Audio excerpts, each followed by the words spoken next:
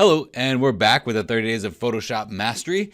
What we talked about yesterday was making a selection for something using selection tools. Now, those selection tools are still very helpful, and you're going to be using them in your workflow.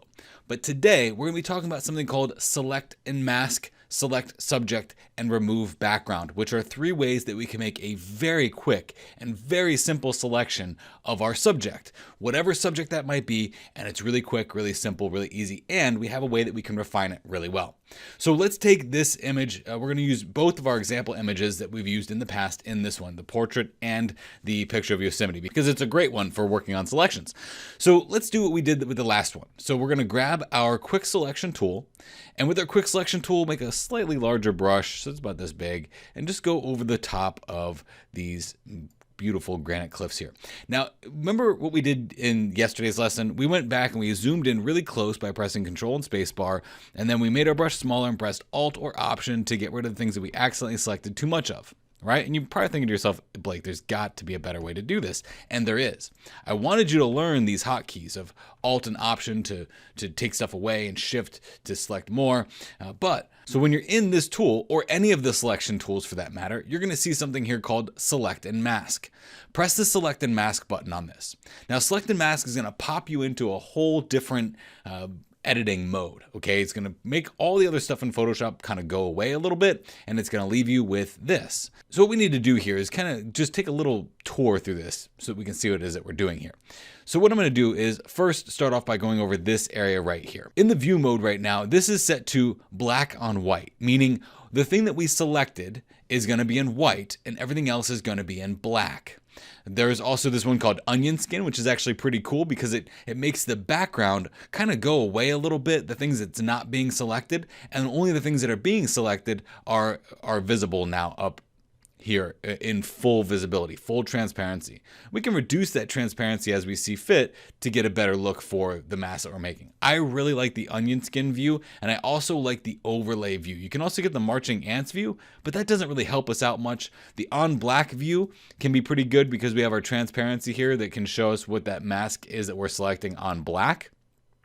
Another view that we have here, like I said, is on white, and also overlay or on layers. If there was any layers underneath this, it would show those layers underneath what it is that we're doing right now. So if we had something else underneath this mountain, we would see this selection on top of it, essentially. The overlay mode is one of my favorites, and of course, if you look at what I've done here, I've made my color that pure magenta color. Okay, and magenta, because we don't find it in our images, can be a very helpful way of seeing our mask here. So we have our opacity setting here, so we can change the opacity. You can make it pure magenta, which is really helpful because then we really see exactly where this mask is. The view is really going to be up to you. How you want to see that is going to be up to you. I like this onion skin one. I think it's really helpful because we can change this transparency to something like this, and we can still faintly see everything underneath. So we'll use onion skin for now. Over here, you have 7 different tools that you can use. The zoom tool, you can click on that and you can zoom around, or you can just press Control and Spacebar. That's the same thing. It'll automatically get you there. Actually, if you press Control and Spacebar, you'll see that it ends up being a zoom tool right now. But if you're more comfortable clicking to the tool and saying, okay, I want to zoom in here, you can do that. I prefer Control and Spacebar. The hand tool, it lets you grab your canvas and move it around. Again, if you're working with any of these other tools, you could also press just the regular spacebar key without the control key, and that will automatically get you into the hand tool as well. There's a couple other tools here, these other selection tools that you see in Photoshop that we're probably not going to use here. I'm just going to tell you, I don't use this one too much, the object selection tool. Don't use this one very, very much. I haven't really seen it being very helpful in my workflow, but I do use these 3 up here. So let's go ahead and get out of this. Okay, didn't want to do that. Control and Spacebar, right click, and say Fit on Screen. So this tool right here is basically our quick selection tool. It's the exact same tool that we used to make the selection for this guy in the image before we jumped into select and mask. This is a refinement tool. So what this allows you to do is go along the edge of something and it will automatically detect things and refine it. This is where I said there was an easier way to do things. This is the easier way, okay? So I think what you'll find here is you're basically going to be sticking with these 2 tools. At least that's how I use it. So what I'm going to do is I'm going to start selecting more stuff up here to refine this edge. So I'm going to press Control and Spacebar and zoom in. Okay. And if I click this and drag this along this edge, I'm going to keep the plus sign away from the area that I want to stay away from. So I don't want this to go over here, because if I click over here, it's going to start adding some of the foreground to my image, and I don't want that. I'll press Command or Control Z to undo. So I'm going to click along this edge and keep the plus sign right at the top edge there. And as I click and drag this over, Photoshop is really smart. Notice how it's saying, hey, wait a second, you don't want those trees in there. I'm smart enough to know that. So as you click and you drag across this, it starts to separate those trees from our selection. And what you'll notice is that as we're clicking over this and dragging over this, you'll see that Photoshop, at first, it makes a really poor selection for that. But then once we release the click, it kind of reassesses. It's looking at the pixels and saying, okay, I'm pretty sure you don't want this in there. Now, this area here, if we were to change our view over here to this overlay, you can see that we're getting a little bit too much in here. So what we're going to do is we're going to make our brush a little bit smaller, press Alt or Option with the Refine Edge tool, and try to get rid of that. Now, it might not work because the Refine Edge tool is really smart. It looks at things based on pixels, and it says, wait a second, it looks a lot like the stuff that you have selected in the background, so I'm going to keep that there. This is where you go into the Quick Selection tool. We'll make our brush a little bit smaller, and we'll press Alt or Option, and then we can get rid of the things that we accidentally over selected when we were in Photoshop. You see that? So again, pressing Alt or Option to get it away from here. If I don't press Alt or Option, I start painting on here, it's going to start grabbing more of this. We have to remember what we came in here to mask in the first place. We came in here to mask the sky. So if we came in here to mask the sky and we don't want this foreground in there, we press Alt or Option, and that will help us get rid of that. Okay. Now when we go to the Refine Edge tool though, we'll just go ahead and paint over this on the outside with the plus sign there, and look at that. Really good selections there. We'll move this down and then paint along this edge. I said there was an easier way yesterday, and this is the easier way. It's so much easier to do this because it automatically looks at those pixels, makes the selection accordingly. So if I see a little pink haze here, I'll press Alt or Option and just start clicking away to get rid of some of that stuff. Okay, Alt or Option is always going to subtract when you're using your masks. So I'll go ahead and paint along this edge. Okay, looks good. There's another set of tools here that we can use that's going to help us out here, and that's this radius tool. We can make a smart radius so that Photoshop looks at the pixels, it's called edge detection, and makes a much better decision for the pixels that we're selecting. So I'm going to set this to something like 2 pixels, and you'll start to see that it makes a better selection up there. And then we set this to Smart Radius, it does an even better job of that. So as we click around this, you'll see it's going to make some really good corrections for this. These tools, I usually leave it around 2 to 3 pixels. It's just kind of a standard for me. And then just brush along the edge, and that will help get rid of those trees. I'm going to move a little bit faster here and go along this edge. This one I can't really quite get. It's not getting. So what am I going to do? Quick Selection tool, Alt or Option, and subtract that away. Then we'll go back over to our Refine Edge tool, and I'll just go over this. Now, what's the difference between this and that Alt or Option method that we used yesterday? Well, the Alt or Option method using the Quick Selection tool, we couldn't get a visual like we get a visual with this, could we? All right, so that looks pretty good. There's some other tools here. The Smooth tool will smooth out your mask here or your selection here to create a smoother edge. Typically, this isn't going to be very helpful for you because it might create kind of a haloing effect. So if you put this at like maybe 1 or 2 pixels, but I wouldn't take it too much higher than that, depending on the image that it is or the object it is that you're trying to make a selection for. The feather here is going to give your selection a feathered edge. Another reason why I like looking at this on the overlay method here is it gives us a really good visual as to what our mask is going to look like when we press OK and we're done. Contrast, this is going to adjust the contrast of the mask. So if you have a hazy edge on that mask and you increase the contrast, it's going to cut that hazy edge and give you a literal cut. You can see that happening along the edge of this mountain right now. Okay, so we'll bring that down. Shift edge, if we shift the edge to the left or to the right, that is going to grab more or less of the area that is we're selecting. So this might be at 0% to start. If I look at this edge, you might see that there might be a little bit more that we need to grab there, but it's just not quite getting it. Well, we just tell Photoshop, hey, I need you to take a little bit more of that. So we'll bring this down until we see it. Now I brought it up at first and that didn't do it. This will help you keep from having fringing in your masking, okay? But it also might produce halos, so you have to be careful with that one, okay? Decontamination of colors.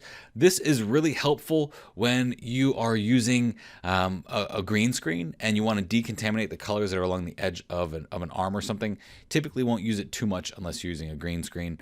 And then we select here to where are we outputting this to. Do I want to output it to a selection? Do I want to output it to a layer mask, a new layer? I typically like to have it output as a selection. That way I can do whatever I want with that. Because what I'm going to do with the sky is basically make a curves adjustment layer for it so that the sky gets a really nice mask just for that, just like I showed in yesterday. So I'll press selection here and press OK. So what that's going to do is it's not going to look like it really did anything when we get back here into Photoshop. But what it did is it refined that edge a lot more. So if I go up here to my curves adjustment layer, now, if we Alt or Option and look at this mask, look at how much better that mask is today than it was yesterday. Extremely better, okay? So that means I can push this a little bit further and get away with it more. See that? All right, so I'll bring this down. I'll bring this up to brighten that. Just like we did yesterday with that curves adjustment layer, we might have added a little bit more darkness to it by bringing this over to the right as well. And look at that. All right, so this just helps us get a nice clean edge. So the trick here was to use the quick selection tool and then go into select and mask and then select and mask that out. I'm going to take this further and I'm going to show you this on that portrait that we had as well. So let's go ahead and open up that portrait. Again, thanks to Ali Pazani for the photo that they put up on Pexels so that we could practice with it. So I'm going to make a selection for her. There's another way we can do this though, and that's with something called select subject or remove background.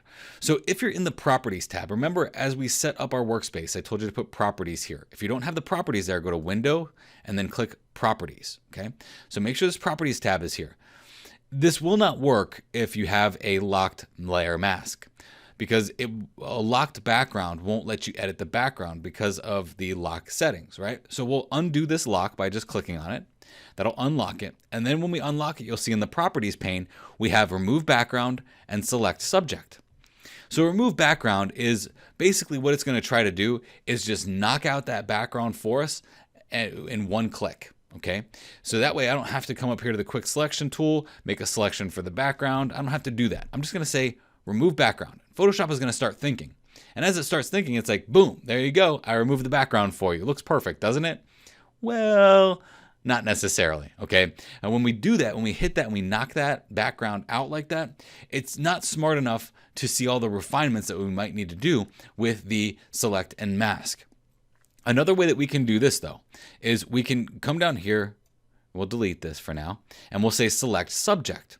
Now, if we say select subject, that's gonna be kind of like what we did with the quick selection tool. If we were to just grab the quick selection tool and grab the selection for her, that would basically be that quick selection. It's just an automated way of Photoshop saying, okay, this is your subject and I know that because it's in focus. All the things that are out of focus around it though, guess what? It's not gonna select them because it's not smart enough to do that. It's not smart enough to differentiate the things that are slightly out of focus that you want to be included in that mask. So it's still up to us to press select and mask. So what I'm going to do with this is I do want to remove her. I want to make a selection of her so that I could either put a different background behind her or edit something on just her layer individually. So that's what I'm going to show you right now. So if I go to select and mask, if you look at our selection here, it's not a very good selection. So this is where what we would need to do is I am making my brush a little bit bigger. I'm going to press Smart Radius. I'm going to turn the radius up to about 3 pixels. And then I'm going to go over here to the Refine Edge brush. And with that Refine Edge brush, I'm just going to paint. And now I've got her as my mask. So as my selection, the thing that I want to select. So I'm going to paint just outside of here to grab more of this stuff here. And if I grab too much, we can fix that later. I just want to make sure that I get as much as I can of her hair in there. Now, if I get a little bit too much, we can always press Alt or Option and then click inside her hair to get rid of the stuff that was maybe a little bit too much selected, okay?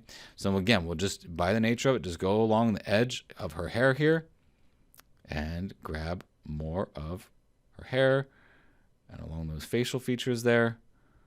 Okay, we're grabbing more of this selection here, because that didn't even get selected.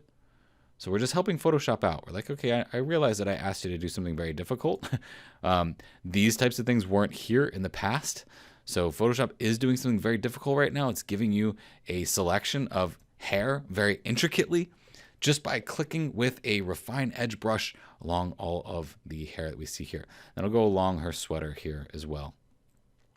Now, I'm not a big proponent of making every mask absolutely perfect or every selection absolutely perfect, okay? It's just not going to happen. So if there are some things in the mask or the selection that aren't perfect, don't stress out over it too much. Because if we put this onto, we're going to make that 3 pixels there. If we put this onto the onion skin here, and we increase or decrease that transparency back there, that's a pretty good mask, okay? Now, looking at this, I can see that this part of her hair is not very well selected. So what I'm going to do is I'm going to go back over to that overlay. I'm going to drop that opacity a little bit there so I can see that. Press Control and Spacebar to zoom into that hair there a little bit more, because that should all be selected. I'm going to grab the Quick Selection tool, make that brush a little bit larger, and press Alt or Option, and then I'll just start dragging this along that hair area there, because there's well, it looks like a mess and it should be complete with the background. It's really not. So then I'll get that Refine Edge tool, make that brush a little bit smaller, paint along this edge here to get some more of that in there. Okay. And as I said before, this does not have to be perfect, okay? Don't try to think that you're going to make the perfect mask of hair. If there's flyaway hairs like this, they're going to be a problem. I can tell you that, okay? So let's go ahead and fit this on screen. And what I'm going to do is I'm going to output this to a selection and then press OK. So once I output this to a selection, I can now make any adjustment layer that I want. So what I'm going to do here is I'm going to make a curves adjustment layer. Okay? And then when I do that, you're going to see that it automatically makes that mask, okay? So now I'm going to click on this curves adjustment layer here, and let's say I want to darken down the darkest areas of her face, brighten up those midtones, and maybe brighten up those highlights a little bit. That looks pretty good. Now, it's looking pretty good, but the problem that I'm seeing here is that because this curve works on the red, green, and blue, we need to separate all of the colors that it's changing as well. And just say, you know what? I like what you're doing tonally. I like that you're making her face brighter and darker, but I don't like the color cast that's coming along with it. If that's the case, we'll change this blend mode from normal to luminosity. That way it only changes the darkness and lightness values of her without adjusting the color. And we can see that because if we did something like this, which just looks hideous, and then say normal, you see how there's this color cast that comes along with that? That's not very good. So we'll just change that to luminosity and we'll get this mask, or this curve, basically reset to the settings that we wanted. Now this is the cool part. We actually have a separation for her of the foreground and the background, right? Now it might not look like that because all of the mask that we have is just of her. So let's check this out. What I want to do is I want to put basically what would look like a radiating spotlight behind her. So this is a really cool trick, very powerful trick, especially with portrait photography, where if maybe you didn't have a background light or a light that was shooting onto the background, you could create that effect this way. And this way you can do it without having to put a gel on there. Maybe you picked the wrong colored gel for that background, whatever. I love doing it this way. So what I'm going to do is I'm going to add a gradient here. Now this gradient fill layer, we want to change this gradient fill layer to a radial gradient. Right now it's a linear gradient, meaning it's starting from the bottom and working its way up through the image. We're going to change this to a radial gradient, okay? And I'm going to just get this gradient kind of set up where I want it to be. I'm going to put this gradient basically right here off the edge of her cheek, like this. I'm trying to see where the light's kind of coming from, but if we had a background light, I would want it basically right about here. And I'm going to make this light a little bit bigger by making the scale a little bit larger. Now this angle really is only something that's going to affect your gradient if you have something like a linear gradient selected, because then it's going to affect the angle of where that light is coming in. A radial gradient, because it's a circle and it's just on there, it's not going to be that big of a difference, okay? So now what I want to do is I'm going to click on this gradient here and I'm going to change the color of this gradient. So to do that, I'm going to click this blue right here. I'm going to change this to, let's say, a lighter color like this, a little bit brighter, and maybe something that matches the background a little bit more. So actually, because I'm in this color picker, I can pick that color of the background there and then just kind of scoot up. So it's saying, okay, this is the darkest dark area of that color. If I scoot up and go right about here, it's going to add a nice brightness to it as well. And I might even move that over to make it a little bit brighter. And that color looks good, so we'll press OK and then press OK. Now it doesn't look good right now because we've got this gradient that's just blasting out her face. So what do we do? Well, I'm going to grab this mask. I'm going to press Alt or Option. I'm going to drag it up to this gradient fill layer. Now that gradient is on her and I don't want that. So what do I do?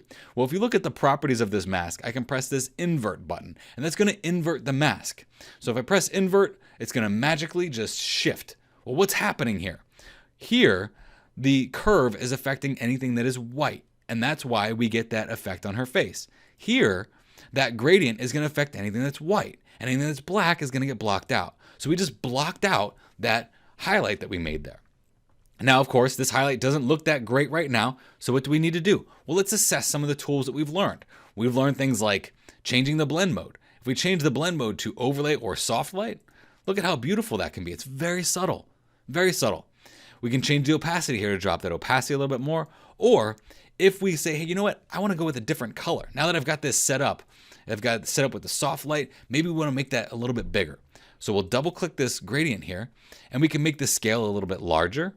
And then we can even move this around, almost like a flashlight behind her. Like, hey, we missed where we put that light when we were in the studio, but watch this. Boom. That light is right behind her face now, and it is perfect. Perfect. We can change the scale to increase the size of that glow a little bit more as well. And then if we go into the color, the gradient, we actually click on that gradient. We can click on the color, and we can change this color. We can make it brighter because we're going more into the white now, but still adding that blue color to it. Or we can say, okay, we've got the highlight set up what we want with the intensity or the brightness. What color would look best with this? A brighter blue, maybe some magenta, maybe some red. That red looks really good. It actually sets off our skin tones quite a bit, doesn't it? So if we change it to that red glow that we have there, it's just a subtle hint of a red spotlight in the background. We'll press OK and press OK. As a follow-up here, though, this is also how you could replace a background. So I also have another image in here that is image number 2 of this portrait.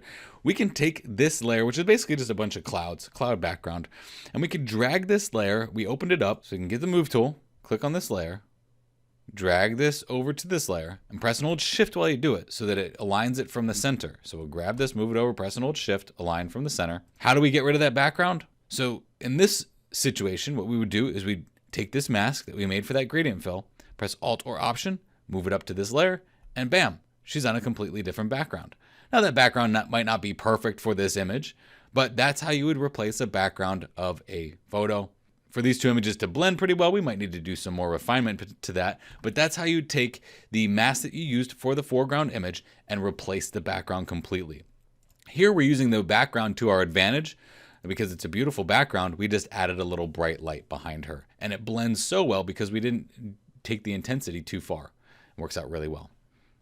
So your homework for today, experiment with the quick selection tool. Experiment with select subject, select and mask, remove background. What I want you to do is take these pictures and experiment with possibly putting a different background behind her or altering the background in some way with those adjustment layers that we've learned so far. You can even use the exact ones that I've done, but I want you to get your hands dirty with these selections because this is where the sheer power of Photoshop comes in, where you're making selections, separating them from their images, and working with layers to push and pull all of the elements in the photograph in ways that no other program on the planet can do.